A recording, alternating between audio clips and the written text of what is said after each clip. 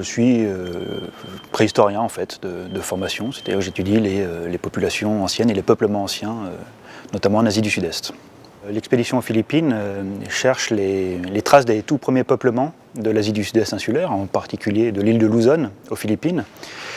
Et effectivement, on a trouvé en 2018 la preuve d'un peuplement très ancien de ces îles. Et ce peuplement qui date donc des Philippines de 700 000 ans maintenant. Avant nos recherches, le peuplement des Philippines datait de 67 000 ans, donc on a repoussé de 10 fois ce peuplement. On sait que dans la région, il y avait d'autres humanités, notamment Homo erectus, mais aussi Homo floresiensis. Donc la question est de savoir qui étaient ces hommes présents aux Philippines il y a 700 000 ans et en quoi consistaient ces populations, c'est-à-dire quelles étaient ces sociétés, comment elles s'organisaient, de quoi elles vivaient, chasse, piégeage, charognage.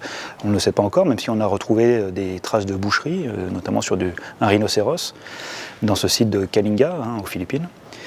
Et puis, dernière question, c'est la plus compliquée sans doute, la plus complexe, c'est comment ils sont arrivés là, puisque c'est une île, et qu'on est à 700 000 ans, avec à l'évidence une autre humanité, ce n'est pas Homo sapiens, on en est quasiment sûr.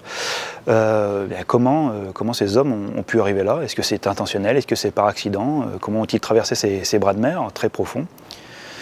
Alors l'expédition aux Philippines a été labellisée notamment pour l'implication des populations locales, notamment avec des chercheurs du National Museum des Philippines, mais aussi de l'Université des Philippines, mais aussi les populations locales, les populations Kalinga, qui vivent dans la région et avec lesquelles on travaille et qui fouillent avec nous et qui sont impliqués au quotidien dans nos travaux de recherche. Là, on a réussi à impliquer suffisamment les populations locales pour qu'elles préservent le site, y compris après que l'on soit parti, et voire même lorsque des touristes qui ont entendu parler des découvertes, qui ont un petit peu circulé évidemment, et bien lorsque des touristes viennent sur le site pour essayer de voir ce qui a été trouvé là, le voir de leurs propres yeux, et bien les populations locales se transforment en guides, ce qu'elles n'étaient pas à la base.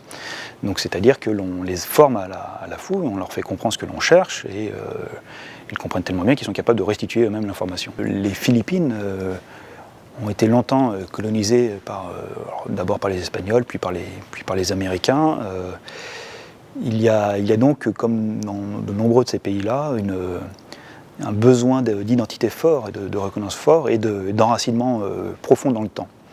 Alors, l'idée d'avoir la découverte d'une nouvelle espèce permet d'enraciner cela, une espèce propre aux Philippines qui lui est endémique. Donc ça permet à ces populations, je crois, d'aller chercher des figures, de s'identifier à des images, une espèce ou des hommes qui ont découpé un rhinocéros, qui sont bien antérieurs à la colonisation, qui sont très loin dans le temps, qui enracinent donc l'identité et l'histoire de ce pays suffisamment profondément pour pouvoir que l'ensemble de la nation s'identifie à cela.